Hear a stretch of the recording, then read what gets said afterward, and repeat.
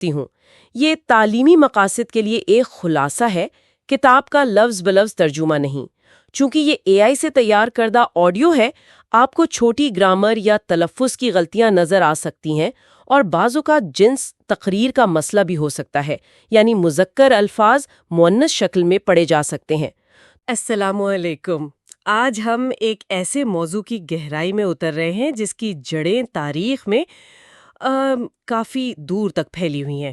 موضوع ہے صہیونیت کے لیے لابنگ کی بالکل ابتدائی کوششیں، اور خاص طور پر ہم یہ دیکھیں گے کہ یہ خیال جو تھا یہ ایک مذہبی تصور سے کیسے ایک سیاسی منصوبے میں بدلا، اور اس میں شروع کی مسیحی اور یہودی کوششوں کا کیا کردار تھا۔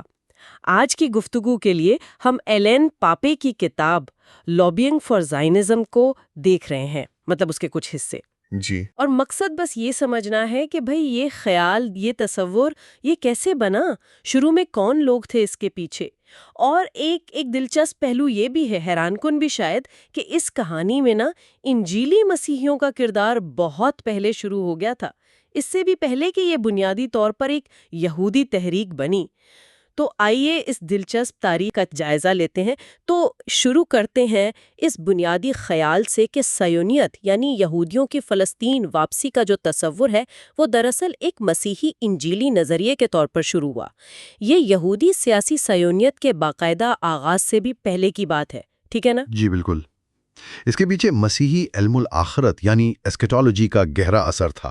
اس میں جیسے مسیح کی دوسری آمد کا عقیدہ ہے، 1000 سالہ امن کا، آخری زمانے کی تکالیف، اور وہ جو ریپچر کا تصور ہے یعنی مومنین کا آسمان پر اٹھایا جانا، یہ سب چیزیں شامل تھیں۔ شروع میں تو یہ تھا کہ بس انتظار کرنا ہے پیشین گوئی کے پورے ہونے کا، لیکن پھر وقت کے ساتھ ساتھ یہ چیز بدل گئی ملینیرین ایکٹیویزم میں۔ اچھا، یعنی یہ سوچ کے صرف انتظار نہیں کرنا بلکہ فعال طور پر خود سے ایسے حالات پیدا کرنے ہیں جو پیشین گوئی کو پورا کرنے میں مدد دیں۔ جیسے کہ یہودیوں کو فلسطین واپس لانا۔ بالکل، یہی ایک اہم نقطہ تھا۔ اور فلسطین کا تصور خود بھی بڑا دلچسپ ہے۔ جیسے وہ فرانسیسی فلسفر ہیں مورس ہالویکس، انہوں نے کہا کہ یہ ایک تصوراتی منظر نامہ بن گیا تھا، یعنی بائبل کی جو مقدس سرزمین ہے اس کا ایک خیالی نقشہ یورپی ذہنوں میں بنا اور اسے فلسطین کی اصل زمین پر چپکا دیا گیا، اور اس خیالی نقشے میں اکثر وہاں کے جو اصل باشندے تھے ان کا کوئی ذکر ہی نہیں ہوتا تھا۔ جی ہاں، اور یہ جو تصوراتی منظرنامہ ہے یہ براہ راست جڑتا ہے ٹیرا نولیس کے تصور سے۔ لاوارث زمین۔ لاوارث زمین یا ایسی زمین جو کسی کی ملکیت نہ ہو، یہ بالکل وہی سوچ ہے جو ہمیں دوسرے آبادکار نوآبادیاتی منصوبوں میں نظر آتی ہے، جیسے امریکہ کا قیام۔ وہاں بھی تو بائبل کی تعلیمات تھیں، ایک نئی دنیا، ایک نئے یروشلم کا تصور تھا۔ آپ آج بھی امریکہ میں بیتھ لہم، کنعان، سایون ایسے ناموں کے شہر دیکھتے ہیں۔ بلکہ ڈان پیرٹس نے لکھا ہے کہ جب انجیلی امریکی سیاح پہلی بار اصل یروشلم دیکھے تھے نا، تو ان کے ذہن میں جو تصوراتی شہر ہوتا تھا اور جو حقیقت ہوتی تھی، اس فرق کی وجہ سے انہیں اکثر شدید مایوسی ہوتی تھی یا صدمہ پہنچتا تھا۔ اور یہ بات بھی تو ہے کہ کچھ مسیحی حامی جو تھے ان کے مقاصد میں کہیں نہ کہیں یہود دشمنی کا عنصر بھی تھا۔ جی، یہ ایک پیچیدہ پہلو ہے۔ مطلب یہودیوں کو فلسطین بھیجنے کی خواہش کے پیچھے کبھی کبھی یہ بھی تھا کہ انہیں مسیحیت میں لایا جائے اور مغرب سے نکالا بھی جائے۔ بالکل، یہ اس تحریک کے تضادات میں سے ایک ہے۔ اچھا، اب اگر ہم منظم لابنگ کی طرف آئیں تو ایک اہم بالکل شروع کا لمحہ وہ 1866 میں لندن میں تھا۔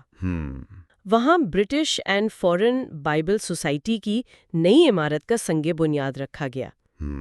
بڑی تقریب تھی، لیکن اس سے زیادہ اہم تھے اس سوسائٹی کے صدر۔ وہ تھے اینٹونی ایشلی کوپر، 7ویں ارل آف شیفٹسبری کے نام سے مشہور ہیں۔ ویسے تو وہ بڑے مشہور سماجی مسئلے تھے، فلاحی کام بہت کیے انہوں نے، لیکن ان کی زندگی کا ایک بڑا مقصد، ایک جنون کہہ لیں، وہ تھا فلسطین میں ایک برطانوی سرپرستی میں یہودی ریاست کا قیام۔ اچھا جی، انہیں جدید مغربی دنیا میں صہیونیت کے بالکل اولین اور شاید سب سے با اثر لابسٹوں میں گنا جا سکتا ہے۔ اور ان کے محرکات کیا تھے؟ مطلب یہ صرف مذہبی جذبہ تھا یا کچھ سیاسی مقاصد بھی تھے؟ دیکھیے، بنیاد تو مذہبی ہی تھی۔ شیفٹسبری کو پکا یقین تھا کہ یہودیوں کی فلسطین واپسی ضروری ہے، مسیح کی دوسری آمد کے لیے اور ان کے مسیحیت قبول کرنے کے لیے۔ وہ بھی ملینرین ایکٹیوزم کے قائل تھے، سمجھتے تھے کہ اس عمل کو تیز کرنے کے لیے عملی قدم اٹھانے چاہیے۔ لیکن پھر لابنگ سیاسی کیسے ہوئی؟ انہوں نے اپنی مذہبی خواہشات کو سیاسی اور تصویراتی یعنی اسٹریٹجک دلائل کا رنگ دیا۔ کس طرح کی سیاسی لابنگ کی انہوں نے؟ 1839 سے ہی کوششیں شروع کر دی تھیں۔ برطانوی حکومت کو قائل کرنے کی کوشش کی۔ دلیل یہ تھی کہ سلطنت عثمانیہ کمزور ہو رہی ہے، جلد ہی بکھر جائے گی۔ اور اس صورت میں فلسطین برطانیہ کے لیے مشرق میں خاص طور پر انڈیا جانے والے راستوں کی حفاظت کے لیے بہت اہم اسٹریٹجک اہمیت اختیار کر جائے گا۔ انہوں نے روسی عزائم کا بھی حوالہ دیا، مصر کے حکمران محمد علی پاشا کے خطرے کا بھی ذکر کیا۔ اور ان کے سسر لارڈ پامسٹن، وہ تو وزیر اعظم تھے اس وقت۔ جی بالکل، اس سے انہیں رسائی ملی۔ حالانکہ پامسٹن کا خیال تھوڑا مختلف تھا۔ وہ سمجھتے تھے کہ یہودی ریاست سلطنت عثمانیہ کے تحت ہونی چاہیے۔ شیفٹسبری کا وہ مشہور جملہ بھی تو ہے، ایک قوم کے بغیر ملک کو ایک ملک کے بغیر قوم کی ضرورت ہے۔ جی ہاں، a land without a people for a people without a land۔ انہوں نے فلسطین کو ایسے پیش کیا جیسے وہ خالی پڑا ہے، اور اس کے قدیم اور جائز مالک یہودی ہیں۔ بالکل۔ ان کی ڈائریوں سے یہ بھی پتہ چلتا ہے کہ وہ صرف فلسطین نہیں بلکہ پورے عظیم تر شام یعنی گریٹر سیریا کو بھی قومیت سے خالی سمجھتے تھے۔ اسی دور میں ایک اور نام بھی آتا ہے، کرنل چرچل کا۔ جی، کرنل چارلز ہنری چرچل۔ یہ ونسٹن چرچل کے آبا و اجداد میں سے تھے۔ وہ دمشق میں برٹش کونسل تھے اور انہوں نے 1840 کی دہائی میں فلسطین میں یہودی ریاست کے قیام کا ایک باقاعدہ منصوبہ پیش کیا۔ اچھا، کس کو پیش کیا؟ یہ منصوبہ انہوں نے سر موسیٰ مونٹیفیوری کو بھیجا۔ وہ اس وقت اینگلو جوئش بورڈ آف ڈیپٹیز کے صدر تھے۔ مونٹیفیوری اور یہ بورڈ آف ڈیپٹیز، ان کا کیا پس منظر تھا اور چرچل کی تجویز پر ان کا کیا رد عمل رہا؟ دیکھیں، بورڈ آف ڈیپٹیز تو 18ویں صدی میں بنا تھا، برطانوی یہودیوں کے حقوق کے تحفظ کے لیے۔ 1840 میں دمشق میں ایک واقعہ ہوا، خون کا الزام جسے کہتے ہیں، بلڈ لائبل۔ یہودیوں پر ناحق قتل کا الزام لگا تھا۔ یہ مونٹیفیوری کے لیے ایک بڑا صدمہ تھا اور اس واقعے نے انہیں فلسطین میں یہودی تحفظ کے خیال کی طرف مائل کیا۔ چرچل نے جب مونٹیفیوری کو خط لکھا لابنگ کرتے ہوئے تو اس میں یہ جملہ تھا کہ فلسطین اپنے بیٹوں کو واپس مانگتا ہے۔ چرچل کا منصوبہ یہ تھا کہ یہودی کمیونٹی یورپین طاقتوں سے درخواست کرے کہ انہیں فلسطین میں آباد ہونے دیا جائے۔ شروع میں مصر کے حکمران محمد علی نے حامی بھی بھری تھی، لیکن پھر حالات بدل گئے۔ تو چرچل کا منصوبہ تو کامیاب نہیں ہوا، لیکن کیا اس کی کوئی اہمیت تھی بات کے لیے؟ بالکل تھی۔ منصوبہ ناکام رہا، لیکن چرچل نے ایک طرح سے مستقبل کے بیلفور اعلامیے کا خاکہ پیش کر دیا تھا۔ کیسے؟ مطلب یہ کہ ایک سرکاری اہلکار یہودی تنظیموں اور حکومت کے بیچ میں ایک پل کا کردار ادا کرے۔ اس وقت برطانیہ میں یوں سمجھ لیں 2 متوازی لابیاں چل رہی تھیں، ایک تو مذہبی جو یہودی فلسطین چاہتی تھیں، جی، اور دوسری تھی جیو پولیٹیکل، وہ برطانوی مفادات کے لیے فلسطین پر کنٹرول چاہتی تھی، اور یہ دونوں اکثر مل کر کام کرتی تھیں۔ حالانکہ سرکاری پالیسی الگ تھی۔ جی، سرکاری پالیسی تو تھی سلطنت عثمانیہ کو قائم رکھنا، لیکن غیر سرکاری طور پر بہت کچھ ہو رہا تھا۔ مراعات حاصل کی جا رہی تھی، یعنی کیپیچولیشنز، وہ معاہدے جن سے غیر ملکیوں کو عثمانی علاقوں میں خاص حقوق ملتے تھے۔ مشنری بھیجے جا رہے تھے، علاقے کے سروے ہو رہے تھے۔ یہ سب مستقبل کے لیے زمین تیار کر رہا تھا۔ شیفٹسبری اور چرچل کے علاوہ کیا اور بھی اہم مسیحی شخصیات تھیں اس شروع کے دور میں جو سیونیت کی حامی تھیں؟ جی ہاں، کئی نام ہیں۔ سر جارج گوولر تھے، واٹرلو کے ہیرو تھے، جنوبی آسٹریلیا کے گورنر بھی رہے۔ انہوں نے فلسطین کولونائزیشن فنڈ قائم کیا۔ بنجامن ڈزرائیلی جو بعد میں وزیر اعظم بنے، انہوں نے بھی یہودی قوم کے فلسطین میں آباد ہونے کی پیشگوئی کی۔ اچھا۔ ادب کی دنیا میں دیکھیں تو جارج ایلیٹ کا ناول ہے ڈینیل ڈیرونڈا، اس میں یہودی ریاست کا خیال پیش کیا گیا ہے۔ کہتے ہیں اس نے ایلیازر بن یہودا کو متاثر کیا جو جدید عبرانی کے بانی ہیں۔ پھر لارنس اولیفینٹ جیسے لوگ تھے جنہوں نے باقاعدہ منصوبے بنائے یہودی آبادکاری کے لیے فلسطین میں، اور انہوں نے مقامی فلسطینیوں کے لیے امریکی طرز کے ریزرویشن تک تجویز کیے۔ یہ تو کافی وسیع حمایت لگ رہی ہے، اور یہ سب سیاسی سیونزم کے باقاعدہ شروع ہونے سے پہلے ہو رہا تھا۔ ہاں، لیکن یہ بتانا بھی ضروری ہے کہ کچھ تاریخ دان جیسے ڈیوڈ سیزرانی وہ ان شروع کی مسیحی کوششوں کو اتنی اہمیت نہیں دیتے، مگر ایلان پاپے جن کی کتاب پر ہم بات کر رہے ہیں ان کا موقف ہے کہ یہ خیالات اور کوششیں صرف خیالی نہیں تھیں، بلکہ انہوں نے بعد کی لابنگ کے لیے نظریاتی بنیاد فراہم کی اور فلسطین اور وہاں کے لوگوں کے بارے میں خاص قسم کے رویے بنائے جو بعد میں بھی قائم رہے۔ اور اسی دوران یہودی کمیونٹیز میں کیا ہو رہا تھا؟ سیاسی سائونیت کیسے شروع ہوئی؟ اس کے پیچھے کئی وجہیں تھیں۔ ایک تو یورپ میں یہود دشمنی بڑھ رہی تھی، خاص طور پر 1881 میں روس میں جو پوگرومز ہوئے، یعنی یہودی مخالف فسادات، وہ ایک بڑا محرک تھے۔ جی۔ اس کے علاوہ 19ویں صدی میں قوم پرستی کی لہریں چل رہی تھیں، سیکولرزم کے رجحانات تھے۔ ان سب نے بھی یہودی دانشوروں کو اپنی الگ قومی شناخت اور ریاست کے بارے میں سوچنے پر مجبور کیا۔ تو کیا ان سب کا ایک ہی نظریہ تھا کہ ریاست کیسی ہونی چاہیے؟ نہیں، بالکل نہیں۔ مختلف خیالات تھے۔ کچھ لوگ تھے جو فلسطین میں ایک سوشلسٹ جنت بنانا چاہتے تھے۔ اچھا؟ جی، جبکہ کچھ مغربی طاقتوں کے ساتھ مل کر ایک جدید سیکولر ریاست کا خواب دیکھ رہے تھے۔ یہ فرق بعد میں بھی رہا۔ اور عملی طور پر قدم کب اٹھائے گئے؟ عملی طور پر پہلی عالیہ یعنی فرسٹ عالیہ جو یورپ سے یہودیوں کی فلسطین کے طرف پہلی منظم اور بڑی ہجرت تھی، وہ 1882 میں شروع ہوئی، اور اسی دوران تھیوڈور ہرزل ایک بڑے لیڈر کے طور پر سامنے آئے، اور انہوں نے 1897 میں سوئٹزرلینڈ کے شہر باسل میں پہلی سیونی کانگریس منعقد کی۔ اس نے تحریک کو ایک منظم شکل دی۔ ہرجل کی لابنگ کی حکمت عملی کیا تھی؟ کیا وہ بھی شروع کے لوگوں کی طرح مسیحی ہمدردیوں پر ہی انحصار کر رہے تھے؟ ہرزل نے جلدی یہ سمجھ لیا تھا کہ صرف ہمدردی کافی نہیں ہے، انہیں اقتدار کے مراکز تک پہنچنا تھا۔ تو انہوں نے کیا کیا؟ ان کی نگاہ پڑی ولیم ہائیکلر پر۔ وہ ویانا میں برٹش سفارت خانے کے پادری تھے اور جرمنی کے گرینڈ ڈیوک آف بیڈن کے پرانے ٹیوٹر بھی تھے۔ مارچ 1896 میں ہرزل نے ہائیکلر سے ملاقات کی اور صاف صاف کہا کہ مجھے اعلیٰ ترین سطح پر سیاسی رابطے بنانے میں مدد چاہیے۔ اور ہائیکلر اس کام کے لیے مناسب تھے؟ کیا وہ کامیاب ہوئے؟ ہائیکلر خود بھی بڑے پرجوش مسیحی بحالی پسند تھے، مطلب ریسٹوریشنسٹ۔ وہ یقین رکھتے تھے یہودیوں کی فلسطین واپسی پر۔ وہ 1881 میں اوڈیسا میں صہیونی رہنما لیون پنسکر سے بھی مل چکے تھے اور ان کے پرانے شاہی خاندان سے رابطے تھے۔ انہوں نے فوراً ہرزل کی ملاقات Grand Duke Frederick I of Baden سے کروا دی۔ اچھا۔ اور دلچسپ بات یہ ہے کہ اس لابنگ کے خرچے ہرزل نے ادا کیے۔ تو ہائیکلر ایک طرح سے صہیونی تحریک کے پہلے باقاعدہ پیسے لینے والے لابسٹ بن گئے۔ تو گرینڈ ڈیوک سے ملاقات کا کوئی نتیجہ نکلا؟ زیادہ نہیں۔ جرمن قیصر ولیم دوئم کی شروع کی دلچسپی ختم ہو گئی تھی، خاص طور پر جب انہیں پتہ چلا کہ روتھ شائلڈ جیسے بڑے یہودی خاندان اس منصوبے کے حق میں نہیں ہیں۔ ڈیوک کو خود بھی ڈر تھا کہ کہیں لوگ یہ نہ سمجھیں کہ یہ یہودیوں کو جرمنی سے نکالنے کی کوشش ہے، اور پیسے کا بھی مسئلہ تھا۔ ہرزل نے انہیں یقین دلانے کی کوشش کی، کہا کہ یہ منصوبہ جرمن یہودیوں کے لیے نہیں ہے بلکہ مشرقی یورپ کے غریب یہودیوں، یہودی پرولتاریہ کے لیے ہے، اور اس سے جرمنی اور برطانیہ کی طرف ان کا بہاؤ کم ہو جائے گا۔ جی، یہ دلیل دی انہوں نے۔ کیا ہرزل نے برطانوی یہودی کمیونٹی کی رائے صحیح طور پر پیش کی تھی ڈیوک کو؟ نہیں، پاپے کے مطابق تو نہیں۔ ہرزل نے برطانوی یہودی قیادت کی رائے کو غلط انداز میں پیش کیا۔ برطانیہ کے جو چیف ربی تھے ڈاکٹر ایڈلر، انہوں نے تو کھلے عام ہرزل کے منصوبے کی سخت مخالفت کی تھی، اسے شرارتی کہا تھا اور یہودی روایات کے خلاف قرار دیا تھا۔ اوہ، کیوں؟ انہیں ڈر تھا کہ اس سے یہودیوں کی اپنے ممالک سے وفاداری پر سوال اٹھے گا۔ تو ہائیکلر کی کوششیں کل ملا کر کتنی کامیاب رہیں؟ بہت ہی محدود۔ وہ نہ تو روسی زار سے ہرزل کی ملاقات کروا سکے، نہ برطانوی وزیر اعظم سے۔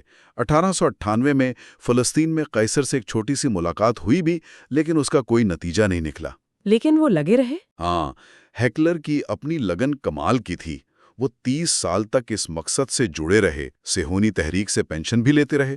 ایک اور کردار کا ذکر آتا ہے، آرمینیس ویمبری کا۔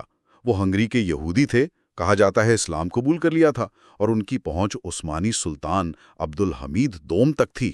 اچھا۔ انہوں نے ہرتزل کی سلطان سے ملاقات کروائی، لیکن وہ بھی ناکام رہی۔ تو اس سب کا نتیجہ کیا نکلا آخر میں؟ نتیجہ یہ نکلا کہ جب یورپی براعظم کی اشرافیہ سے خاص حمایت نہیں ملی تو ہرتزل نے اپنی ساری توجہ برطانیہ اور برطانوی سلطنت پر مرکوز کر دی۔ جہاں انہیں نسبتاً زیادہ گرم جوشی ملی۔ جی، ایسا لگتا ہے۔ تو اگر ہم آج کی گفتگو کو سمیٹیں، ہم نے دیکھا کہ صہیونیت کی بالکل ابتدائی جڑیں مسیحی انجیلی نظریات میں تھیں۔ وہ سمجھتے تھے کہ یہودیوں کی فلسطین واپسی ایک مذہبی پیشین گوئی ہے۔ ہم نے تصوراتی فلسطین اور ٹیرا نلیس یعنی لاوارث زمین کے تصورات پر بات کی، اور دیکھا کہ کیسے اس کے ساتھ ساتھ یہودی سیاسی صہیونیت ابھری، جس کی وجہیں یہود دشمنی اور قوم پرستی ہیں۔ ہم نے لارڈ شافسبری، کرنل چرچل، ولیم ہیکلر جیسے شروع کے لابسٹوں کے اہم کردار کو سمجھا، اور آخر میں دیکھا کہ تھیوڈور ہرٹزل نے کیسے اپنی حکمت عملی بدلی اور برطانیہ کو اپنی لابنگ کا مرکز بنایا۔ اور آخر میں ایک نکتہ صرف سوچنے کے لیے چھوڑ جاتے ہیں۔ جب ہم یہ سمجھتے ہیں کہ یہ شروع کی لابنگ کس طرح 19ویں صدی کے یورپی سامراجی عزائم اور خاص مذہبی تشریحات میں گندی ہوئی تھی، تو کیا ان جڑوں کو جاننا آج ہمیں مشرق وسطیٰ کی تاریخ اور وہاں جو تنازعات چل رہے ہیں انہیں سمجھنے میں کوئی نیا زاویہ دیتا ہے؟ یہ سوال آپ کہہ لیں ماضی کے حال پر اثرات کے بارے میں سوچنے کی دعوت دیتا ہے۔ آج ہم ایک ایسی کہانی کا گہرائی سے جائزہ لے رہے ہیں جس نے نہ صرف مشرق وسطیٰ بلکہ پوری دنیا کی تاریخ پر گہرے نقوش چھوڑے۔ برطانیہ میں سیونی وکالت کی ابتدائی تاریخ۔ جی، اور خاص طور پر وہ سفر جو بالآخر بالفور اعلامیہ تک پہنچا۔ بالکل، ہم دیکھیں گے کہ کیسے مختلف لوگ، واقعات اور حکمت عملیوں نے مل کر ایک بظاہر سادہ سے خط کی راہ ہموار کی۔ صحیح، اور ہماری یہ بات چیت ایلان پیپے کی کتاب لابنگ فار زائنزم کے اقتباسات پر مبنی ہے۔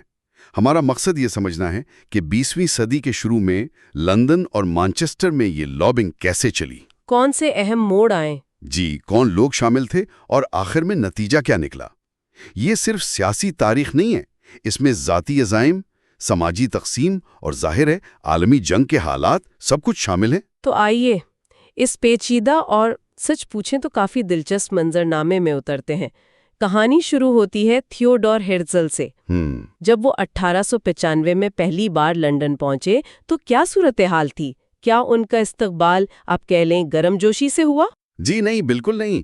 ہرٹزل اس وقت لندن کے جو بااثر حلقے تھے ان میں تو تقریباً گمنام تھے۔ ان کے پاس بس ایک تعارفی خط تھا سر سیمیول مونٹیگو کے نام۔ اچھا، جو خود ایک اہم شخصیت تھے؟ جی ہاں، liberal M P, banker. Montagu نے انہیں کچھ اینگلو یہودی اشرافیہ سے ملوایا بھی، لیکن سچ پوچھیں تو ان پر ہرٹزل کے فلسطین میں یہودی ریاست والے منصوبے کا کوئی خاص اثر نہیں ہوا۔ یعنی کوئی خاص دلچسپی نہیں لی۔ بالکل، یہاں تک کہ لارڈ راسچائلڈ جیسے آپ کہہ لیں اس وقت کے سب سے بااثر یہودی شخص، ان سے تو ملاقات ہی نہیں ہو سکی ہرٹزل کی۔ تو مطلب شروعات کچھ زیادہ اچھی نہیں تھی، پھر ان کے خیالات انگریزی بولنے والی دنیا تک پہنچے کیسے؟ ایک اہم پیش رفت ہوئی جنوری 1896 میں۔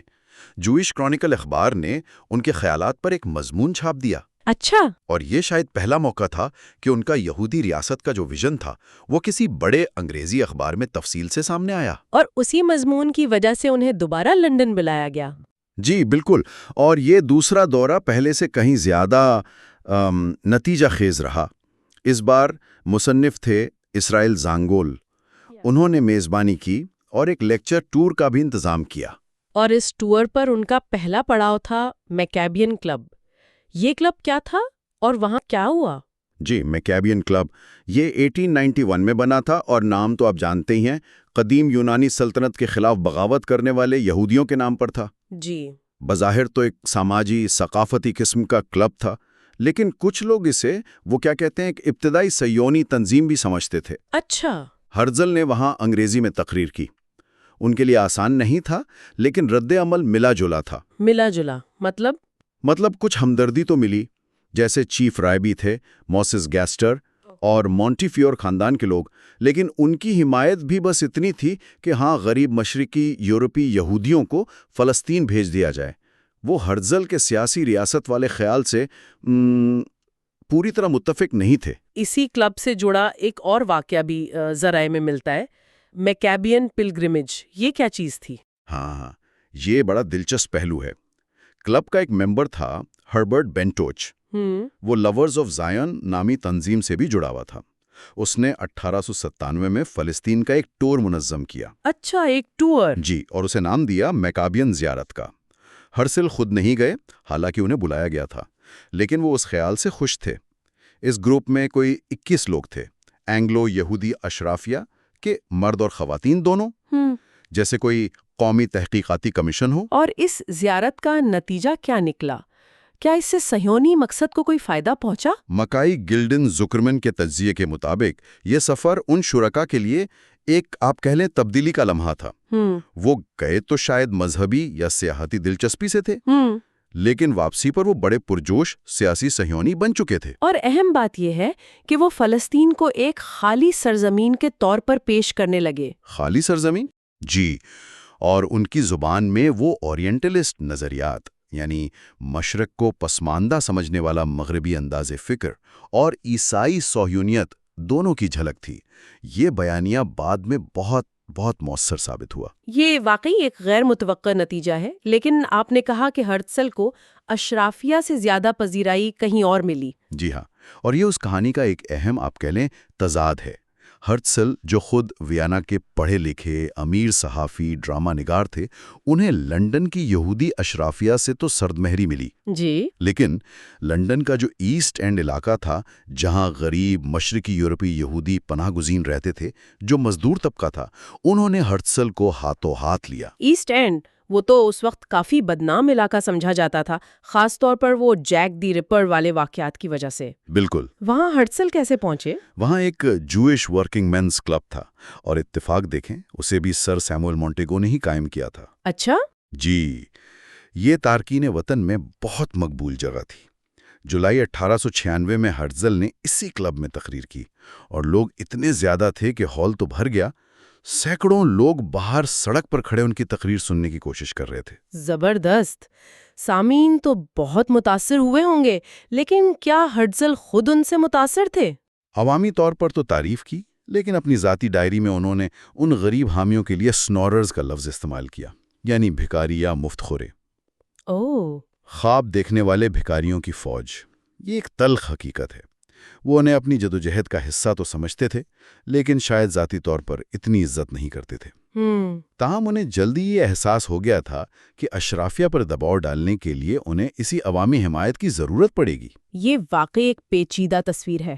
کیا اس وقت ایسٹ اینڈ میں کوئی اور نظریاتی تحریک بھی چل رہی تھی، سوشلسٹ وغیرہ؟ بالکل، اسی مزدور طبقے میں سوشلسٹ نظریات بھی جڑ پکڑ رہے تھے، جو طبقاتی جدوجہد کی بات کرتے تھے، جو صہیونیت کے قومی ایجنڈے سے مختلف تھا۔ تو کیا ان میں تصادم نہیں تھا؟ دلچسپ بات یہ ہے کہ شروع کے مرحلے میں بہت سے لوگوں کو مزدور طبقے کی بیداری اور صہیونی شناخت میں کوئی بڑا تضاد نظر نہیں آتا تھا۔ جیسا کہ مورخ آئزیک فریڈمن نے لکھا ہے، لندن میں یہودی ریاست کے خیال نے ایسٹ اینڈ کے غریب یہودیوں پر بجلی کا اثر کیا، لیکن امیر یہودی الگ تھلگ رہے۔ پھر 2 سال بعد 1898 میں ہرتزل نے ایک اور بڑی تقریر کی، اس بار مائل اینڈ روڈ کے گریٹ اسمبلی ہال میں۔ یہ جگہ کیوں اہم تھی؟ گریٹ اسمبلی ہال ایک بہت بڑی جگہ تھی۔ اسے ایک مخیر شخصیت فریڈرک چیرنگٹن نے غریبوں کی فلاح کے لیے بنوایا تھا۔ چیرنگٹن؟ جی، وہ خود ایک بڑے شراب بنانے والے خاندان سے تھے، لیکن مذہب تبدیل کر کے فلاحی کاموں میں لگ گئے تھے۔ اس بار ہرتزل کو سننے کے لیے تقریباً 10,000 لوگ جمع ہوئے۔ 10,000؟ یہ تو بہت ہی بڑی تعداد ہے۔ اس تقریر میں کیا خاص بات تھی؟ یہ تقریر بہت پرجوش تھی، تقریباً آپ کہہ لیں عوامیت پسندانہ، پاپولسٹ تھی۔ ہرتزل نے کھل کر ان امیر یہودی بینکرز پر تنقید کی جو مالی مدد نہیں کر رہے تھے۔ اچھا، اور ان جرمن یابیوں کو بھی نشانہ بنایا جو زیونیت کی مذہبی بنیادوں پر مخالفت کر رہے تھے۔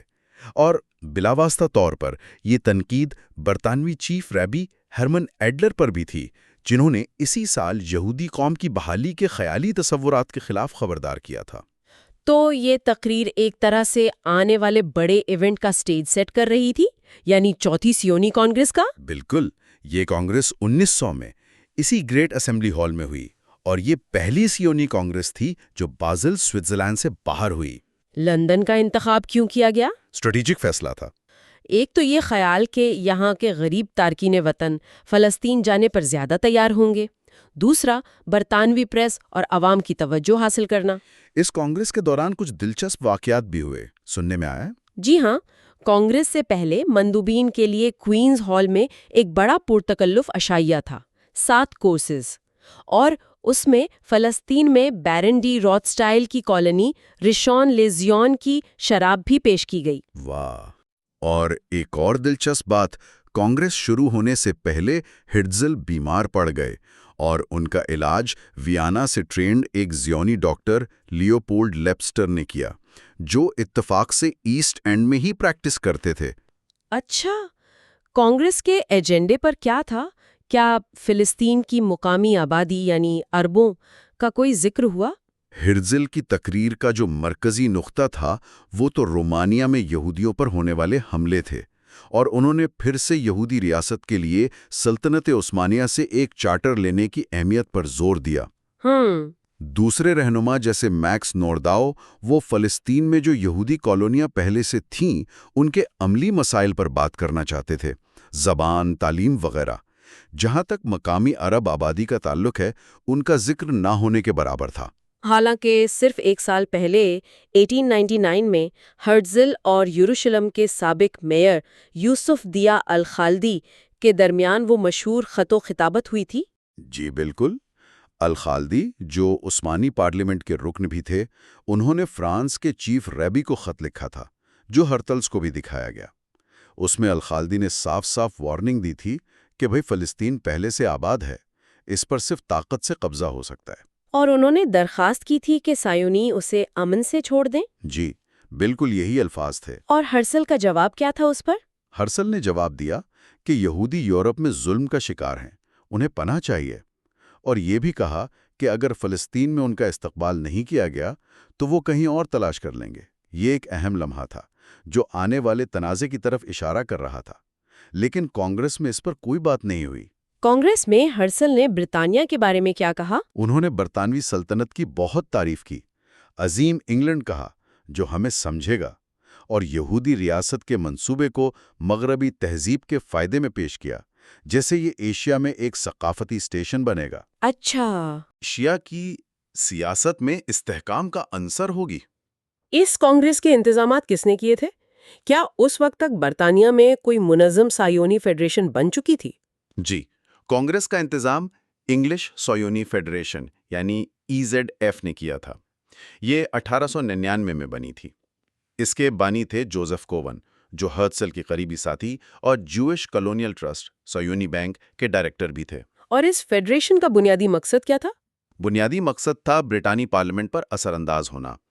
وہ باقاعدگی سے MPs کو سوال نامے بھیجتے تھے، ان سے صہیونیت کی حمایت کا وعدہ لینے کی کوشش کرتے تھے، اور بدلے میں یہودی ووٹوں کی مدد کا اشارہ دیتے تھے۔ تو یہ ایک طرح سے آپ کہہ لیں آج کل کی جو جدید سیاسی لابنگ ہے جیسے ایپیکس وغیرہ، اس کا ابتدائی نمونہ تھا؟ بالکل، آپ کہہ سکتے ہیں یہ اس کی ابتدائی شکل تھی۔ ہرزل کا انتقال تو 1904 میں ہو گیا۔ ان کے بعد برطانیہ میں صہیونی تحریک کی قیادت کس نے سنبھالی؟ کیا مرکز بدل گیا؟ جی، ہرتزل کے بعد تحریک کا مرکز کچھ حد تک لندن سے مانچسٹر منتقل ہوا، اور ایک نئی بہت اہم شخصیت سامنے آئی، چیم ویزمین۔ ویزمین؟ جی، وہ روس سے آئے ہوئے کیمسٹ تھے، مانچسٹر یونیورسٹی میں پڑھاتے تھے، اور مانچسٹر اس وقت لبرلزم کا گڑھ تھا، اور وہاں ایک فعال یہودی کمیونٹی بھی تھی۔ اور ویزمین کی سب سے اہم ملاقاتیں ہوئیں سابق وزیر اعظم آرتھر بیلفور سے؟ جی، اب یہ کیسے ممکن ہوا؟ وہ تو سابق وزیر اعظم تھے۔ ہاں، یہ ملاقاتیں 1905 اور 1906 میں ہوئی، مانچسٹر کے کوئنز ہوٹل میں۔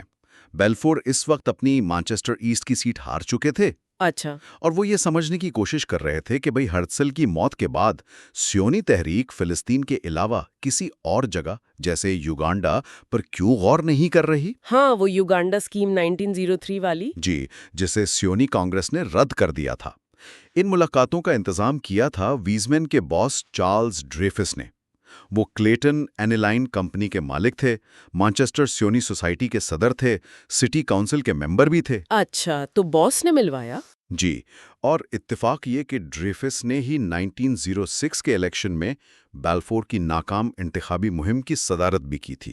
1906 کی ملاقات کے بارے میں کہا جاتا ہے کہ وہ بہت فیصلہ کن تھی۔ ایسا کیا ہوا اس میں؟ ویزمن نے تقریباً 1 گھنٹہ لگایا بیلفور کو یہ سمجھانے میں کہ یہودیوں کے لیے فلسطین ہی واحد تاریخی اور روحانی وطن کیوں ہے۔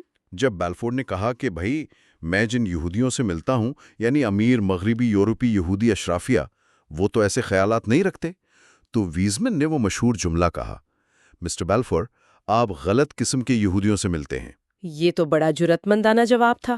بیلفور کا رد عمل کیا تھا، اور کیا اس ملاقات میں کوئی آپ کہہ لیں تضاد بھی نظر آتا ہے؟ بیلفور اس جواب سے متاثر ہوئے، یا کم از کم ویزمن کے جذبے سے، لیکن یہاں ایک گہرا تضاد ہے جسے سمجھنا بہت ضروری ہے۔ کیا؟ بیلفور نے خود ویزمن کے سامنے مانا کہ ان کے اندر یہودی مخالف تعصبات ہیں۔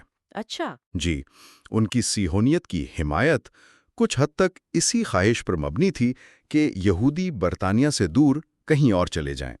یہ کوئی چھپی بھی بات نہیں تھی۔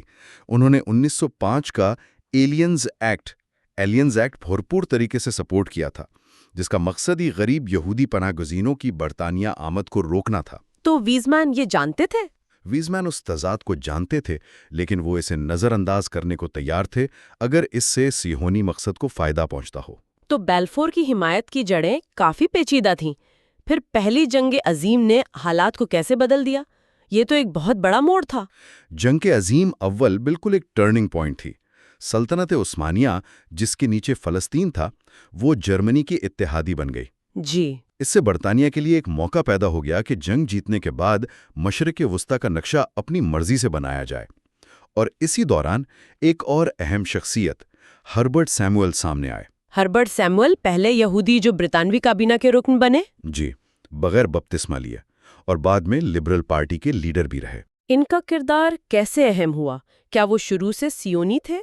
نہیں، عوامی طور پر پہلے وہ سیونت کے حامی نہیں مانے جاتے تھے، لیکن 1912-13 میں ایک سکینڈل ہوا تھا، مارکونی سکینڈل۔ ہاں، جس میں ان پر شیئرز کا الزام لگا تھا۔ بالکل، اس دوران انہیں شدید یہودی مخالف جذبات کا سامنا کرنا پڑا۔ اس تجربے نے اور پھر جنگ کے شروع ہونے نے ان کے خیالات بدل دیے۔ 1914 میں وہ ویزمین سے ملے اور سیونی ریاست کی حمایت کا اعلان کر دیا۔ اچھا، تو وہ ایک طرح سے پل بن گئے؟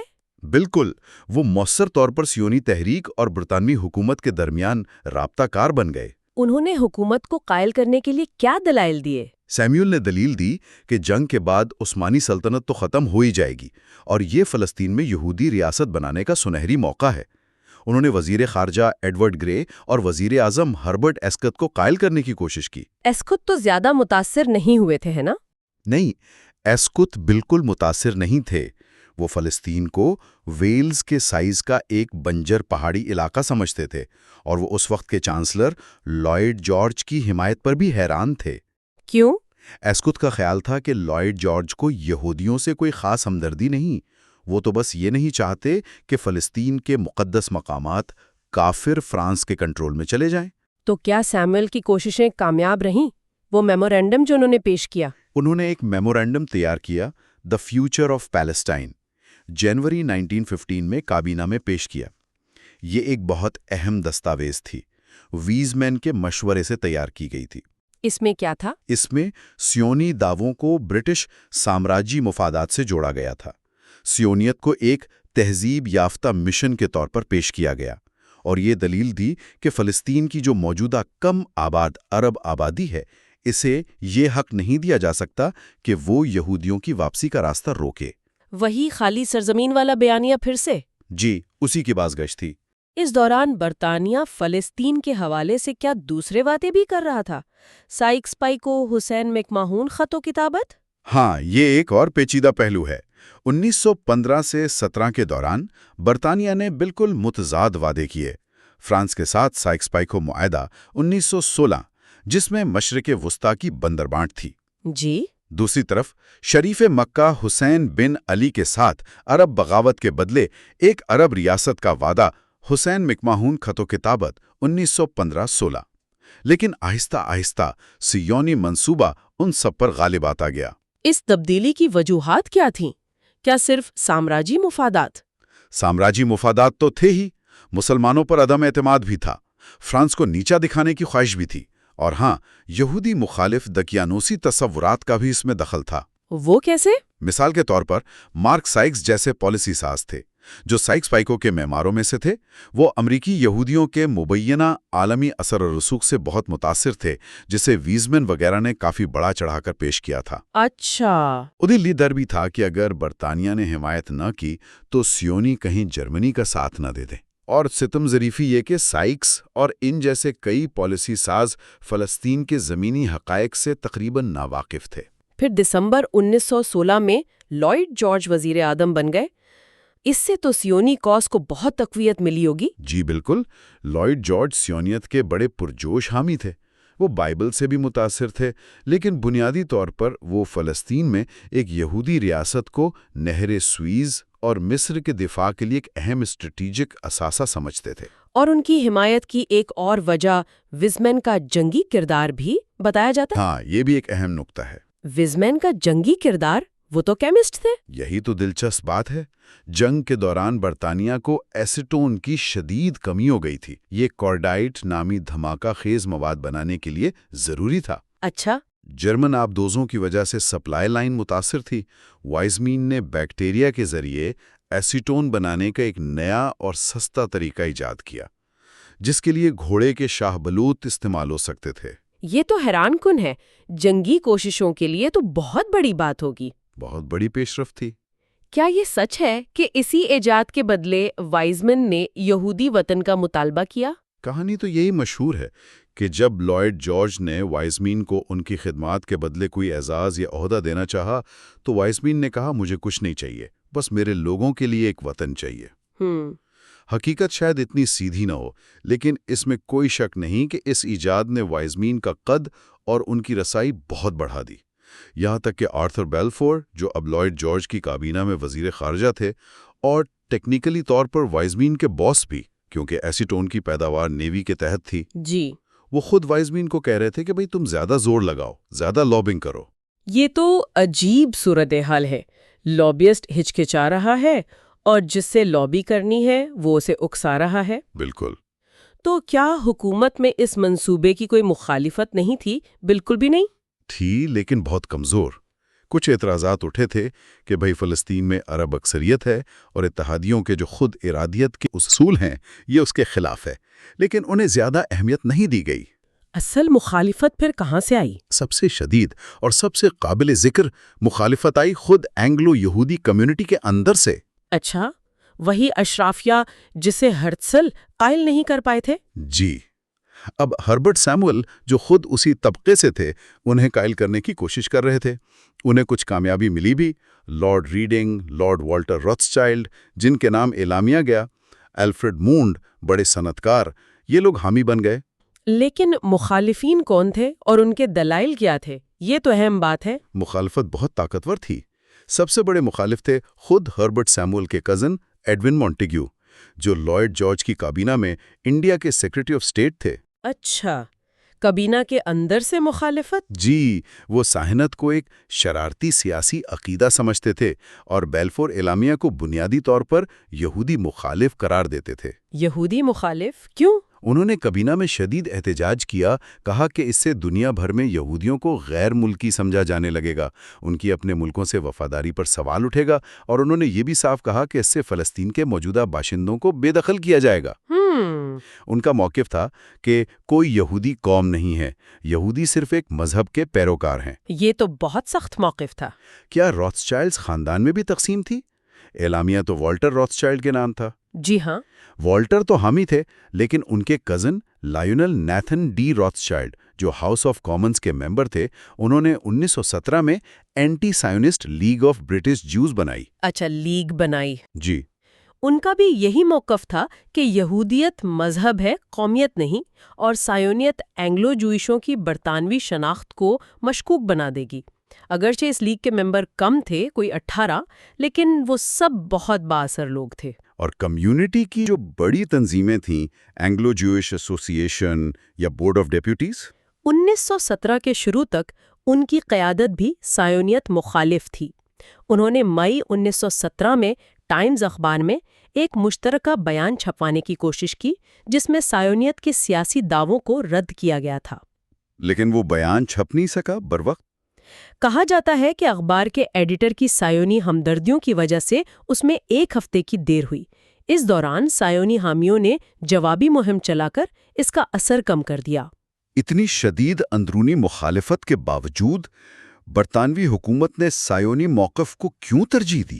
کئی وجوہات تھیں۔ ہم نے ذکر کیا سامراجی مفادات، لارڈ جارج اور بیلفور کی ذاتی حمایت، وزمن کی لابنگ، ان کا جنگی کردار، امریکی یہودیوں کے اثر و رسوخ کا وہ بڑھا چڑھا کر پیش کیا گیا تصور۔ جی، حکومت نے نہ صرف حمایت جاری رکھی بلکہ وہ خود یہودی کمیونٹی کے اندر اور دنیا بھر میں اس کے لیے حمایت پیدا کرنے میں مدد کر رہی تھی۔ وہ کیسے؟ مثال کے طور پر البرٹ مونٹیفیور ہائمسن جیسے لوگوں کو وزارت اطلاعات کی پروپیگنڈا مشینری کا حصہ بنایا گیا تاکہ وہ صہیونیت کے حق میں لکھیں۔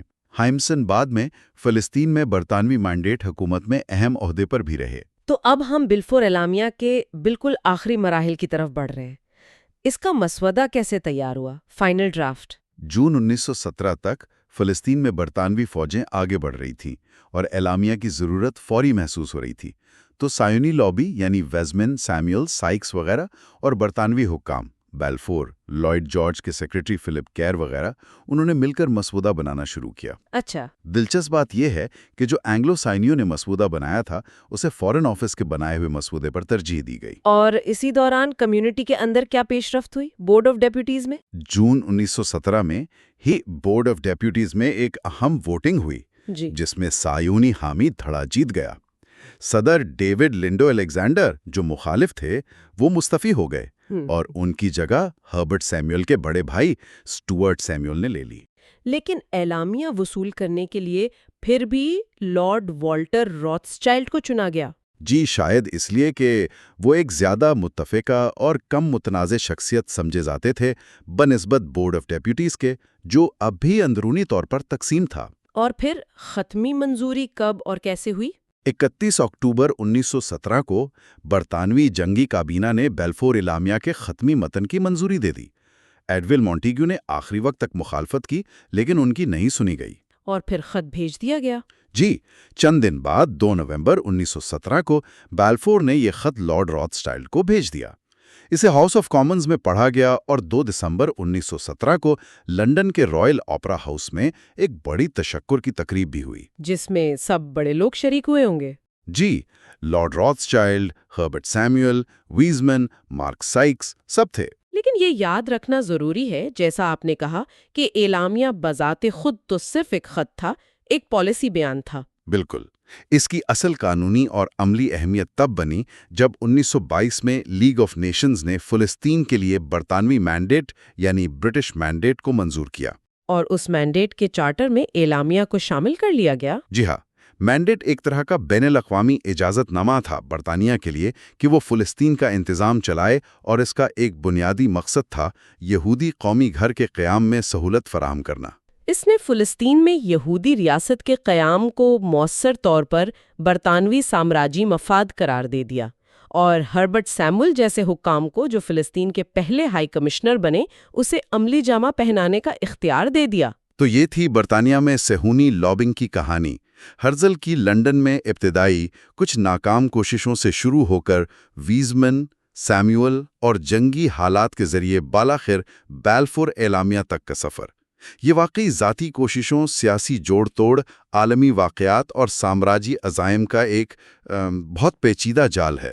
بالکل، یہ تاریخ ہمیں سکھاتی ہے کہ بڑے تاریخی واقعات اکثر کتنے مختلف عوامل کے ملنے سے وجود میں آتے ہیں۔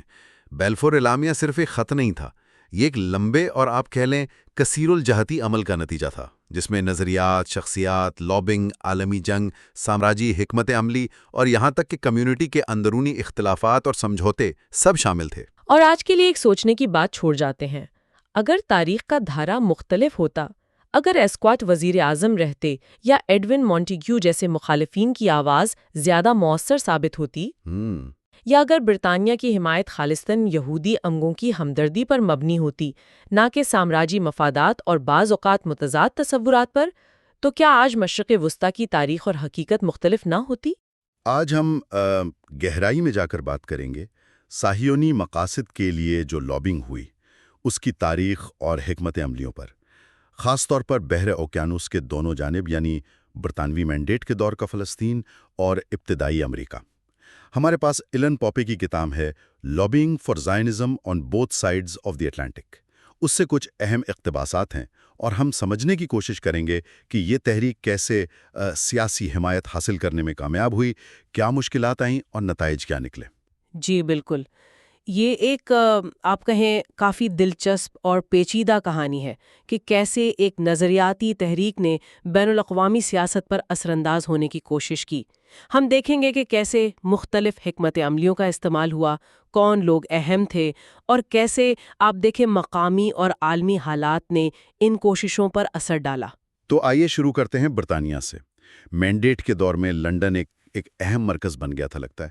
1920 کی دہائی میں لنڈن میں ایک تھوڑا غیر متوقع سا گروہ نظر آتا ہے، پولے سایون کے مزدور۔ یہ تو سوشلزم اور صہیونیت کا ملاپ لگتا ہے۔ بوروچوو ان کا خیال تھا کہ یہودی مزدور طبقے کی نجات فلسطین میں ایک سوشلسٹ یہودی ریاست سے ہی ممکن ہے۔ اسی تحریک سے آپ دیکھیں ڈیوڈ بن گوریون جیسے رہنما نکلے جو بعد میں اسرائیل کے پہلے وزیر اعظم بنے۔ لیکن وقت کے ساتھ ساتھ خاص طور پر فلسطین میں عملی سیاست کی وجہ سے وہ سوشلسٹ نظریات تھوڑے پیچھے چلے گئے اور قومی ریاست کی تعمیر پر زور زیادہ ہو گیا۔ اچھا، اور انہوں نے برطانوی سیاسی منظر نامے پر اثر کیسے ڈالا؟ خاص طور پر لیبر پارٹی کو ہدف بنانا جو خود بھی سوشلسٹ نظریات رکھتی تھی، یہ کیسے ہوا؟ وہ بیلفور اعلامیہ تھا نا، یعنی وہ برطانوی وعدہ جس میں فلسطین میں یہودیوں کے لیے ایک قومی گھر کی بات تھی۔ اس کے بعد یہ بالکل واضح ہو گیا تھا کہ فلسطین کا مستقبل برطانیہ کی حمایت پر ہی منحصر ہے۔ تو پوئلے سہون نے لیبر پارٹی کے اندر اپنے نظریاتی ہم خیال ڈھونڈے، جیسے سڈنی ویب تھے، آرتھر ہینڈرسن تھے، اور ان کے ساتھ بہت مضبوط تعلقات بنائے۔ بین گوریون نے خود لنڈن میں کافی وقت گزارا تھا اس کام کے لیے۔ تو کیا یہ حکمت عملی کام آئی؟ لیبر پارٹی جیسی بڑی جماعت کو ساتھ ملانا کتنا مؤثر رہا یہ حیرت انگیز طور پر مؤثر رہی۔ آپ دیکھیں 1920 تک پوئلے سیون جو اب جوئش سوشلسٹ لیبر پارٹی کہلاتی تھی، وہ لیبر پارٹی کا باقاعدہ حصہ بن گئیں، اور اسی سال لیبر پارٹی کی جو سالانہ کانفرنس ہوئی اس نے متفقہ طور پر فلسطین یہودیوں کے لیے کی قرارداد منظور کی۔ اور پھر جب 1924 میں لیبر پارٹی پہلی بار اقتدار میں آئی تو انہوں نے کہا کہ ہم بیلفور اعلامیہ پر عمل درآمد جاری رکھیں گے۔ اس سے یہ بھی واضح تھا کہ مقامی فلسطینی عرب آبادی کی جو خواہشات تھیں ان کو زیادہ اہمیت نہیں دی جا رہی تھی۔ لیکن یقیناً فلسطین میں تو اس کی شدید مخالفت ہوئی ہوگی۔ وہاں کے لوگوں نے کیا کیا پھر؟ بالکل، فلسطین کی جو مقامی عرب آبادی تھی انہوں نے تو بلفور اعلامیہ اور اس پر مبنی برطانوی پالیسی کو مکمل طور پر مسترد کر دیا۔ 1920 سے 1929 کے دوران انہوں نے آپ دیکھیں سیاسی مزاحمت کی، درخواستیں دیں، مذاکرات کی کوششیں کی، لیکن جب ان کی آواز نہیں سنی گئی اور سیونی آبادکاری اور زمینوں پر قبضے کا سلسلہ بڑھتا گیا تو پھر پرتشدد واقعات بھی ہوئے۔ 1920 میں یروشلم میں، 1921 میں یافا میں، اور خاص طور پر 1929 میں مغربی دیوار کے تنازع کے بعد تو بڑے پیمانے پر فسادات ہوئے۔ اور یہ سمجھنا ضروری ہے کہ یہ صرف کوئی مذہبی معاملہ نہیں تھا، بلکہ یہ زمینوں سے بے دخلی اور بڑھتی ہوئی معاشی مشکلات کا بھی نتیجہ تھا جس سے ہزاروں فلسطینی متاثر ہو رہے تھے۔ ان فسادات کا خاص کر 1929 والے واقعات لندن میں پالیسی پر کیا اثر پڑا؟ کیا برطانیہ حکومت نے کچھ سوچ بچار کی، اپنی حکمت عملی بدلی؟ جی ہاں، 1929 کے فسادات اتنے شدید تھے کہ لندن میں کافی تشویش ہوئی۔ حکومت نے پھر لارڈ شاہ کی سربراہی میں کمیشن بھیجا جس نے تحقیقات کے بعد 1930 میں رپورٹ دی۔ اس رپورٹ میں صاف صاف یہودی امیگریشن اور زمین کی خریداری پر سخت پابندیوں کی سفارش کی گئی۔ اسی رپورٹ کی بنیاد پر ایک وائٹ پیپر آیا، مطلب ایک سرکاری پالیسی دستاویز، اور دلچسپ بات یہ کہ اسے لکھا بھی اسی سڈنی ویب نے تھا جو پہلے صہیونیت کے حامی تھے لیکن اب نو آبادیاتی سیکریٹری بن چکے تھے۔ اور یہ دستاویز اصل میں بیلفور اعلامیہ کی روح کے خلاف تھی۔ اوہ، یہ تو پھر صہیونی لابی کے لیے ایک بہت بڑا دھچکا ہوگا، ایک ایسی پالیسی جو ان کے بنیادی مقاصد کے ہی خلاف جا رہی تھی۔ بلا شبہ یہ ایک بہت بڑا چیلنج تھا، لیکن یہاں آپ دیکھیں صہیونی لابی کی تنظیم اور ان کا اثر و رسوخ سامنے آتا ہے۔ حیران کن طور پر صرف 1 مہینے کے اندر اندر وہ اس پالیسی کو عملی طور پر آپ کہیں بے اثر کرنے میں کامیاب ہو گئے۔ 1 مہینے میں؟ واقعی؟ جی ہاں، وزیر اعظم رامزے میک ڈونلڈ نے پارلیمنٹ میں وضاحت دے دی کہ وائٹ پیپر کا مطلب بل فار اعلامیہ سے دستبرداری بالکل نہیں ہے، اور بعد میں چیم وزمن جو اہم صہیونی رہنما تھے ان کو ایک خط میں اس بات کو اور بھی واضح کیا۔ اس پالیسی کو بدلوانے میں سابق وزیر اعظم لوئڈ جارج جیسے جو بااثر لوگ تھے انہوں نے بھی بڑا اہم کردار ادا کیا۔ لوئڈ جارج کا ذکر واقعی یہاں میں نے پڑھا تھا کہ 1931 میں لندن کے ایک بڑے شاندار ہوٹل میں ان کے اعزاز میں ایک تقریب بھی ہوئی تھی۔ یہ تو طاقت کا کھلا مظاہرہ لگتا ہے۔ بالکل، سوائے ہوٹل کی وہ تقریب ایک طرح سے طاقت کا مظاہرہ ہی تھی۔ لوئڈ جارج نے اپنی تقریر میں فلسطین کو بائبل کے حوالے سے کنعان کہا، اور وہ جو ایک تصور تھا نا کہ یہ خالی زمین ہے، بے لوگوں کی سرزمین، انہوں نے کہا یہ کسی قوم کا گھر نہیں تھی بلکہ ایک کھنڈر، بہترین طور پر ایک گھر کی جگہ تھی۔ انہوں نے یہودیوں کے خصوصی دعوے کی بات کی اور صہیونی منصوبے کو سب کے لیے فائدہ مند قرار دیا۔ یہاں سے ان کی ایک حکمت عملی واضح ہوتی ہے، حمایت کا ایک ایسا اونچا معیار قائم کر دو کہ مستقبل میں اس سے ذرا سی بھی کمی کو صہیونیت سے دشمنی سمجھا جائے۔ اچھا، تو لابی نے صرف لیبر پارٹی پر ہی توجہ نہیں رکھی، کیا انہوں نے قدامت پسندوں یعنی کنزرویٹو پارٹی کو بھی ساتھ ملانے کی کوشش کی؟ جی ہاں، ان کی حکمت عملی کثیر الجہتی تھی۔ وہ جانتے تھے کہ حکومتیں بدلتی رہتی ہیں۔ ونسٹن چرچل جیسے لوگ جنہیں کنزرویٹو صہیونی کہا جا سکتا ہے وہ تو پہلے سے موجود تھے۔ چرچل نے 1920 میں ایک مضمون لکھا تھا جس میں انہوں نے صہیونیت کو بلشوزم یعنی کمیونزم کے مقابلے میں یہودیوں کے لیے ایک صحت مند متبادل قرار دیا۔ لیوپولڈ ایمری اور وکٹر کیزلیٹ جیسے دوسرے کنزرویٹو رہنما بھی حامی تھے۔ لابی نے بڑی آپ کہیں ہوشیاری سے دونوں پارٹیوں کے لیے الگ الگ بیانیے پیش کیے۔ لیبر پارٹی کو صہیونیت ایک کامیاب سوشلسٹ تجربے کے طور پر دکھائی گئی، جبکہ کنزرویٹوز کو یہ برطانوی سامراجی مفادات کے تحفظ اور خطے میں ایک مغربی طرز کی جمہوری ریاست کے قیام کے طور پر پیش کی گئی۔ اور اس سارے معاملے میں برٹن کی جو اپنی یہودی کمیونٹی تھی، اینگلو جوش کمیونٹی، وہ کہاں کھڑی تھی؟ لندن کا ایک علاقہ ہے 77 گریٹ رسل اسٹریٹ، وہ صہیونی سرگرمیوں کا مرکز بن گیا تھا۔ وہاں World Zionist Organization, Jewish Agency اور جیوش نیشنل فنڈ JNF جیسے اداروں کے دفاتر تھے۔ شروع میں تو برطانیہ کی جو امیر اور بااثر یہودی اشرافیہ تھی جیسے لارڈ ریڈنگ، لیونارڈ سٹین، انہوں نے فنڈ ریزنگ اور زمین کی خریداری جیسے پکا نامی تنظیم کے ذریعے اس میں اہم کردار ادا کیا۔ لیکن 1938 آتے آتے فلسطین میں جو صہیونی قیادت تھی، خاص طور پر بین گوریون، انہوں نے واضح کر دیا کہ بھئی اصل فیصلے تو وہیں ہوں گے۔ لندن میں جو رہنما بیٹھے ہیں ان کا کام بس ان فیصلوں پر عمل درآمد کرنا اور پروپیگنڈا کرنا رہ گیا۔ ان کو تھوڑا سائیڈ لائن کر دیا گیا۔ پھر ہولوکاسٹ کا دور آیا۔ یورپ میں یہودیوں پر جو مظالم ہو رہے تھے، کیا اس نے برطانیہ میں لابنگ کی نوعیت کو بدلا؟ یقیناً بہت زیادہ بدلا۔ جیسے جیسے نازی مظالم کی ہولناک خبریں سامنے آئیں برطانیہ میں یہودی تنظیموں کے اندر صہیونیت کی مخالفت تقریباً ختم ہو گئی۔ بورڈ آف ڈیپوٹیز جیسی جو روایتی تنظیمیں تھیں وہ بھی صہیونی قیادت کے زیر اثر آ گئیں۔ اب ہولوکاسٹ کے بحران کو سیدھا فلسطین میں لامحدود یہودی امیگریشن کے مطالبے سے جوڑ دیا گیا۔ دلیل یہ دی گئی کہ چونکہ مغربی ممالک جیسا کہ ایویان اور برموڈا کانفرنسوں میں نظر آیا وہ یہودی پناہ گزینوں کو قبول کرنے کو تیار نہیں ہیں، اس لیے فلسطین ہی واحد محفوظ پناہ گاہ ہے۔ پارلیمنٹ میں بھی بحثیں ہوئیں۔ کچھ اراکین نے انسانی ہمدردی کی بنیاد پر فلسطین کے دروازے کھولنے کا مطالبہ کیا، تو کچھ نے مقامی عرب آبادی کی مخالفت اور برطانیہ میں یہود دشمنی بڑھنے کے خدشات کا اظہار کیا۔ اور جب جنگ کے بعد لیبر پارٹی دوبارہ اقتدار میں آئی، جن سے صہیونیوں کو ظاہر بڑی امیدیں تھیں، تب کیا ہوا؟ وہ ایک طرح سے آپ کہیں مایوسی کا دور تھا۔ صہیونی قیادت کو امید تھی کہ لیبر پارٹی، جس نے ماضی میں اتنی کھل کر حمایت کی تھی، اب تیزی سے یہودی ریاست کے قیام کی راہ ہموار کرے گی۔ لیکن وزیر اعظم کلیمنٹ ایٹلی اور خاص طور پر ان کے وزیر خارجہ ارنسٹ بیون، ان کی ترجیحات مختلف تھیں۔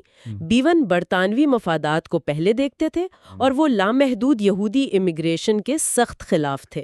ان کا خیال تھا کہ یہودی پناہ گزینوں کو یورپ کے لاکھوں دوسرے پناہ گزینوں پر فوقیت نہیں ملنی چاہیے۔ اس پر پارٹی کے اندر بھی کافی اختلافات پیدا ہوئے۔ رچرڈ کیروسمن جیسے جو صہیونی حامی تھے، انہوں نے بیون پر شدید تنقید کی۔ لابی نے ٹریڈ یونین کانگریس TUC کو بھی متحرک کیا، جو مزدوروں کی تنظیم تھی اور جس کے پرانے تعلقات تھے، لیکن تب تک بہت دیر ہو چکی تھی۔ 1947 تک تو برطانیہ فلسطین سے نکلنے کا فیصلہ کر چکا تھا، اور صہیونی لابنگ کا جو مرکز تھا وہ اب تیزی سے امریکہ منتقل ہو رہا تھا۔ تو اب امریکہ کا رخ کرتے ہیں۔ یہ بات تو کافی دلچسپ ہے کہ وہاں صہیونیت کی حمایت کی جڑیں یہودی کمیونٹی سے زیادہ 19ویں صدی کے مسیحی تحریکوں میں ملتی ہیں۔ یہ کیسے؟ جی ہاں، یہ ایک نہایت اہم نقطہ ہے جسے اکثر لوگ نظر انداز کر دیتے ہیں۔ امریکہ میں صہیونیت کی جو ابتدائی اور بہت طاقتور حمایت تھی، وہ ایونجیلیکل مسیحیوں کی طرف سے آئی، خاص طور پر ان نظریات کے تحت جنہیں بحالی پسندی یعنی ریسٹوریشنزم اور ڈسپنسیشنلزم کہا جاتا ہے۔ سادہ الفاظ میں ان کا یہ ماننا تھا کہ بائبل کی پیشین کے مطابق یہودیوں کا فلسطین واپس جانا اور وہاں ریاست قائم کرنا خدا کے منصوبے کا حصہ ہے، اور یہ مسیح کی دوسری آمد کی شرط ہے۔ جان نیلسن ڈابی جیسے مبلغین نے اس نظریے کو بہت پھیلایا۔ کون سی شخصیات یا تنظیمیں اس نظریے کو عام کرنے میں زیادہ نمایاں رہیں؟ جیسے سالانہ اجتماعات ہوتے تھے۔ ولیم بلیک سٹون ایک بہت ہی با اثر شخصیت تھے۔ انہوں نے 1891 میں ایک یادداشت بلیک سٹون میموریل صدر بینجامن ہیریسن کو پیش کی، جس میں مطالبہ کیا گیا تھا کہ امریکہ عثمانی سلطان پر دباؤ ڈالے تاکہ یہودیوں کو فلسطین میں آباد ہونے دیا جائے۔ اور حیرت کی بات یہ ہے کہ اس پر JP مورگن اور جان ڈی لاکفیلر جیسے بڑے سرمایہ داروں سمیت 400 سے زیادہ نامور امریکیوں نے دستخط کیے تھے۔ جی، پھر سائرس اسکوفیلڈ کی اسکوفیلڈ ریفرنس بائبل تھی، 1909 میں آئی، اس نے تو کمال ہی کر دیا۔ اس بائبل کے حاشیوں میں جو تشریحات تھی نا، انہوں نے لاکھوں امریکی مسیحیوں کے ذہنوں میں بائبل کی آیات کو براہ راست صہیونی مقاصد سے جوڑ دیا۔ تو امریکی یہودی کمیونٹی کا کیا کردار تھا؟ کیا وہ بھی شروع سے ہی اتنے پرجوش تھے اس بارے میں؟ نہیں، بالکل نہیں۔ شروع میں تو امریکی یہودی کمیونٹی بہت منقسم تھی۔ امریکن جوئش کمیٹی AJC تھی، جو 1906 میں بنی اور زیادہ تر جرمن نسل امیر اور اصلاح پسند یہودیوں پر مشتمل تھی۔ وہ صہیونیت کی مخالفت کرتی تھی، یا کم از کم بہت محتاط تھی۔ ان کا نعرہ تھا، امریکہ ہمارا صہیون ہے۔ وہ یہودیت کو بنیادی طور پر ایک مذہب سمجھتے تھے، قومیت نہیں۔ صہیونیت کے حامی زیادہ تر وہ لوگ تھے جو مشرقی یورپ سے آئے تھے، غریب مہاجرین، جو فیڈریشن آف امریکن زائنسٹ جیسی تنظیموں میں تھے۔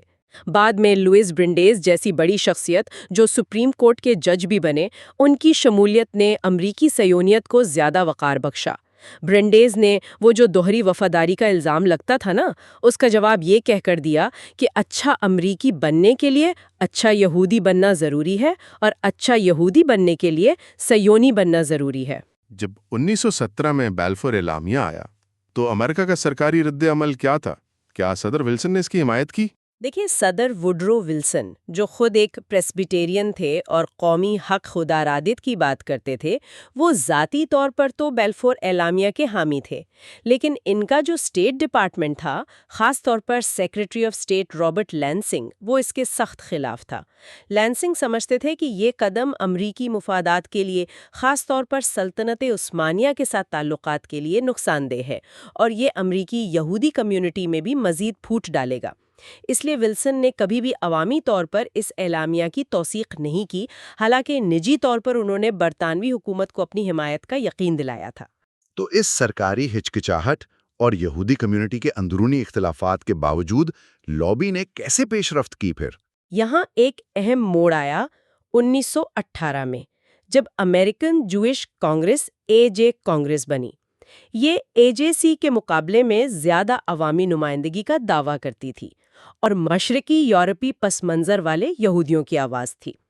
اس نے یہودی شناخت کو مذہب کے ساتھ ساتھ قومیت کے طور پر بھی قبول کیا۔ اپنے پہلے ہی اجلاس میں انہوں نے بیلفور اعلامیہ کی حمایت میں قرارداد منظور کی، اگرچہ اس شرط کے ساتھ کہ فلسطین میں غیر یہودیوں کے شہری اور مذہبی حقوق کا تحفظ کیا جائے گا۔ یہ AJC کے محتاط موقف سے ایک واضح قدم آگے تھا۔ کیا امریکی حکومت نے مقامی فلسطینی آبادی کی رائے جاننے کی کوئی کوشش کی؟ جیسے صدر ولسن تو حق خود ارادیت کی اتنی بات کرتے تھے۔ ہاں، ایک کوشش ضرور ہوئی تھی۔ صدر ولسن نے پہلی جنگ عظیم کے بعد کنگ کرین کمیشن نامی ایک تحقیقاتی کمیشن بھیجا تھا مشرق وسطی، تاکہ وہاں کے لوگوں کی خواہشات معلوم کی جا سکیں۔ کمیشن نے 1919 میں فلسطین کا دورہ کیا اور اپنی رپورٹ میں بہت صاف لکھا کہ فلسطین کی بھاری اکثریت یعنی غیر یہودی آبادی صہیونیت کی سخت مخالف ہے اور ان پر ایک یہودی قومی گھر مسلط کرنا ان کے حق خود ارادیت کی صریح خلاف ورزی ہوگی۔ لیکن افسوس، وہ رپورٹ سیاسی مصلحتوں کا شکار ہو گئی۔ برطانیہ اور فرانس کا دباؤ تھا، خود امریکی انتظامیہ کی ترجیحات بدل گئیں تو اسے 1922 تک شائع ہی نہیں کیا گیا، اور جب ہوئی بھی تو مکمل طور پر نظر انداز کر دیا گیا۔ تو جب انتظامیہ نے یعنی صدر اور اسٹیٹ ڈپارٹمنٹ نے حمایت نہیں کی اور مقامی آبادی کی رائے کو بھی نظر انداز کر دیا گیا، تو لابی نے کیا راستہ نکالا؟ انہوں نے وہ حکمت عملی اپنائی جو بعد میں اسرائیلی لابی کا ایک خاصہ بن گئی۔ اگر انتظامیہ یا سفارتی سطح پر مزاحمت ہو تو سیدھا منتخب نمائندوں یعنی کانگریس کے پاس جاؤ۔ 1922 میں لابی کی کوششوں سے امریکی کانگریس نے ایک مشترکہ قرارداد منظور کی، جس میں بیلفور اعلامیہ کے الفاظ دہراتے ہوئے فلسطین میں یہودی قومی گھر کے قیام کی حمایت کا اعلان کیا گیا۔ اچھا، کانگریس سے قرارداد منظور کروا لی؟ جی، اگرچہ اس قرارداد کی کوئی فوری قانونی یا عملی اہمیت نہیں تھی اور یہ انتظامیہ کی پالیسی نہیں بنی، لیکن یہ ایک بڑی علامتی کامیابی تھی۔ اس نے یہ ثابت کیا کہ کانگریس کو متاثر کیا جا سکتا ہے، اور یہ مستقبل کی لابنگ کے لیے ایک اہم مثال بن گئی۔ بعد کے سالوں میں خاص طور پر دوسری جنگ عظیم کے دوران کرسچین کاؤنسل آن فلسطین اور امریکن فلسطین کمیٹی جیسی تنظیموں نے مسیحی اور یہودی لابیوں کے درمیان اس تعاون کو مزید مضبوط کیا۔ تو اگر ہم اس ساری گفتگو کا خلاصہ کریں تو یہ بات تو واضح ہے کہ سیونی مقاصد کے لیے لابنگ کوئی سیدھا سادہ کام نہیں تھا۔ یہ ایک بہت پیچیدہ، کئی پہلوؤں والی کوشش تھی، جس میں مختلف ممالک میں مختلف وقتوں میں مختلف گروہوں نے بالکل مختلف حکمت عملیوں کا استعمال کیا۔ برطانیہ میں سیاسی جماعتوں کے نظریات کے حساب سے دلائل دیے گئے، جبکہ امریکہ میں مذہبی جذبات اور تنظیموں نے شروع میں بہت کلیدی کردار ادا کیا۔ بالکل درست کہا آپ نے، اور یہ بھی اہم ہے کہ ان کوششوں کو مسلسل چیلنجز کا سامنا رہا۔ سب سے بڑا چیلنج تو ظاہر ہے فلسطین کی مقامی آبادی کی طرف سے تھا، جنہوں نے سیاسی اور کبھی کبھی پرتشدد مزاحمت بھی کی۔ پھر حکومتی پالیسیوں میں اتار چڑھاؤ آتے رہے، جیسے برطانیہ کا وہ 1930 کا وائٹ پیپر اور پھر اس سے پیچھے ہٹنا، اور خود یہودی کمیونٹی کے اندر بھی گہرے اختلافات تھے کہ بھئی صہیونٹ کیا ہے اور اسے حاصل کیسے کرنا ہے۔ اس پوری تاریخ میں طاقتور شخصیات کا اثر، بڑے بڑے عوامی اجتماعات، پس پردہ جوڑ توڑ اور نظریاتی دلائل کا استعمال سب کچھ شامل تھا۔ یہ بھی یاد رکھنا چاہیے کہ بحرے اوکیانوس کے دونوں طرف کی جو لابنگ کوششیں تھیں وہ الگ تھلگ نہیں تھیں، بلکہ اکثر ایک دوسرے سے جڑی ہوئی تھیں اور ایک دوسرے پر اثر انداز ہوتی تھیں۔ اور آج کے لیے ایک آخری نکتہ جس پر شاید ہمارے سننے والے بھی غور کرنا چاہیں، یہ جو ابتدائی لابنگ کی کوششیں تھیں، ان کی تاریخی جڑیں، ان کے طریقے اور ان کے پیچھے جو نظریات کام کر رہے تھے، کیا وہ آج بھی مشرق وسطی سے متعلق پالیسی سازی اور بین الاقوامی تعلقات میں کسی نہ کسی شکل میں نظر آتے ہیں؟ کیا تاریخ کے وہ موڑ، وہ شخصیات، وہ دستاویزات اور وہ حکمت عملیاں جن کا ہم نے آج ذکر کیا، ہمیں موجودہ صورتحال کی پیچیدگیوں کو بہتر طور پر سمجھنے میں کوئی مدد دے سکتی ہیں؟ یہ وہ سوال ہے جو اس سارے تجزیے کے بعد ذہن میں ابھرتا ہے۔